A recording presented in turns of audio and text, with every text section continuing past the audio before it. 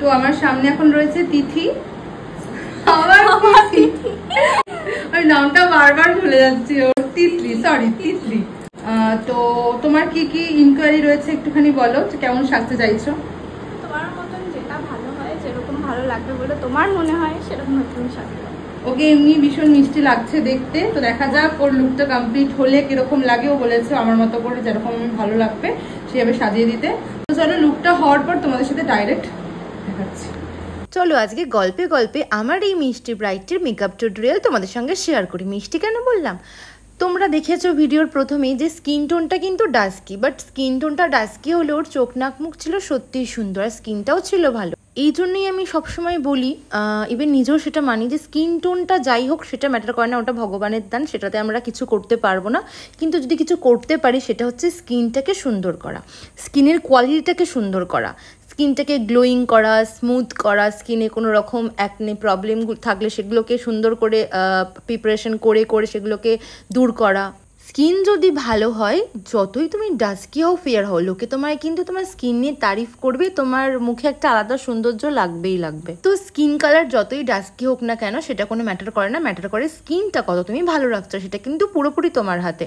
তাই জন্য যারা ভাবো যে আমি তো ডাস্কি, আমি তো ফর্সা হইনি, ভগবান তোমায় ফর্সা করে পাঠায়নি, আমি আর এত কি টাকা পয়সা দিয়ে রূপচর্চা করবো, কেনই বা এত খাটাখাটনি করবো, আমাকে তো যেরকম লাগার সেরকমই লাগবে, এটা কিন্তু খুব ভুল ধারণা। আমার মনে হয় যে একটা মানুষ স্কিন প্রিপারেশন করে করেও তার স্কিন শেড কিন্তু অনেকটা লাইটেন হয়, অনেকটা সুন্দর হয়, অনেকটা ফ্ললেস হয়। একটা ফ্যাটে ফর্সা মেয়েরও কিন্তু থেকেও আমি দেখেছি বেশ কিছু ডাস্কি স্কিনের মেয়েদের বেশ মিষ্টি লাগছে।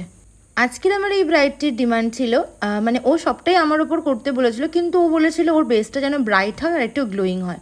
তো সেইটা মাথায় রেখেই কিন্তু বেসটাকে আমি একটু ব্রাইট রাখার চেষ্টা করেছি।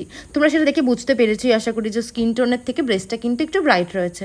আর এখানে ওর আইব্রোটা এত সুন্দর করে ফিল আপ করা ছিল, খুব সরু ছিল, যার জন্য আমার ড্র করতেও ভীষণ সুবিধা হয়েছে। যাদের অনেক মোটা আইব্রো তাদের ক্ষেত্রে মানে কারেক্টিং করলেও কেন জানি না ফিনিশিংয়ের থেকে মানে প্রপার যদি সিম্পল ভুরু তাদের কিন্তু বেশি ভালো হয়, এটা আমার মনে হয়। এবার কার কীরকম মনে জানি না, কারণ কি ভুরুটা মিডিয়ামই ভালো লাগে। অনেকে ভীষণ মোটা মোটা আইব্রো আঁকতে পছন্দ করো, আমি কেন জানি না, আমি ভীষণ মোটা আইব্রো আঁকতে পছন্দ করি না। সিম্পলের মধ্যে থাকবে, খুব একটা চওড়া হবে না, সেটাই আমার ভালো লাগে। আর আই মেকআপটা একটু গর্জিয়াস করেছি, সবসময় তো নিউড করি, আমার নিউড আই মেকআপ ভীষণ পার্সোনালি পছন্দ হয়। কিছু কিছু ক্ষেত্রে ব্রাইডের ডিমান্ড থাকে যে একটু যেন গর্জিয়াস লুকটা হয়, সেক্ষেত্রে সেটা মাথায় রেখে কিন্তু আমি এই আই মেকআপটা করেছি। আর চোখের তলায় পরিয়েছি একটু মোটা করে ভালো করে কাজল, যেটাকে আমি সুন্দর করে স্মাচ করে দিয়েছি একটা ব্রাউন আর একটা ব্ল্যাক কালার দিয়ে, নিচে একটু হালকা ইয়েলোর টাচ দিয়েছি যেহেতু আইলিডে যেটা অ্যাপ্লাই করেছি। দেন সুন্দর করে ফেসটাকে কন্ট্রোল করে নিয়েছি। যদিও আজকের ব্রাইডের ফেসটা ভীষণ হেলদি নয়, না ডাবল চিন ছিল, তারপরেও যেহেতু একটু হালকা শার্পনেস দরকার হয়, যার জন্য কিন্তু পিএসসির কন্ট্রোল প্যালেট থেকে আমি সুন্দর করে ফেসটাকে কন্ট্রোল করে নিয়েছি। এই রয়েছে বেস মেকআপ, এই হচ্ছে ফুল মেকআপ। এখনও হেয়ারটা বাকি, দেখো তোমরা অবশ্যই কমেন্ট করে জানিও যে ফেস মেকআপটা তোমাদের কেমন লাগলো। আর এখানে ওর ফেস অ্যাকর্ডিং আমি একটা সুন্দর মেরুন কালারের টিপ পরিয়ে নিয়েছি। তোমরা কারা মেরুন কালারের টিপ পরো, কারা রেড কালারের টিপ পরো, অবশ্যই কমেন্ট করে জানিও। আমার স্পেশালি কিন্তু মেরুন কালারের টিপটাই ভালো লাগে, রেড কালারের টিপটা কিন্তু খুব একটা আমি পছন্দ করি না, আর কোনো ব্রাইডকে পরাইও না। আমার সমস্ত মেকআপের ভিডিও দেখে তোমরা আমাকে অনেকেই জিজ্ঞেস করেছো যে আমার সমস্ত মডেল বলো বা ব্রাইডগুলোতে কলকা কে করে, কলকা কি আমিই করি না অন্য কেউ করে? আমি প্রত্যেকটা শ্যুট বলো ব্রাইড বলো যে কটাই কাজ করেছি কিনা প্রত্যেকটার কপালে কলকা কিন্তু আমার নিজের হাতে করা, সম্পূর্ণটা আমি একা করি। মেকআপ, হেয়ার, কলকা সম্পূর্ণটা কিন্তু আমি নিজে করতেই ভালোবাসি। As a helping and assistant যেইটুকুনি নিডস থাকে সেইটুকুনি ছাড়া কিন্তু পুরো ব্রাইডটা আমি কমপ্লিট করি, কারণ আমি এটাতে বিশ্বাসী যে আমি যেন সবটা পারি। আমার কোনো পরিস্থিতির চাপে বিজি শিডিউল হলো, সেক্ষেত্রে আমি কোনো হেল্পিং নিলাম, ঠিক আছে, বাট এরকম না হয় যে আমি পারি না বলে অন্য কাউকে দিয়ে করাচ্ছি। আমি সবসময় এটাই মানি যেন আমি সবটা পারি, নিজের হাতে সবটা আমি করতে পারি। অ্যাটলাস্ট ভীষণ হাইফাই না হলেও যেইটুকুনি নিড সেইটুকুনি অ্যাটলাস্ট যেন আমি পারি। তো এই ছিল ফুল লুক। এখানে কিন্তু জুয়েলারিগুলো দেখতে পাচ্ছ, খুব সুন্দর জুয়েলারি কালেকশন ছিল। আর মুকুটটাও দেখতে পাচ্ছ, মুকুটটা হচ্ছে সাজঘর থেকে। যারা এই ধরনের মুকুট নিতে চাও আমায় কমেন্ট করো, আমি কিন্তু মুকুটের লিঙ্কটা দিয়ে দেবো।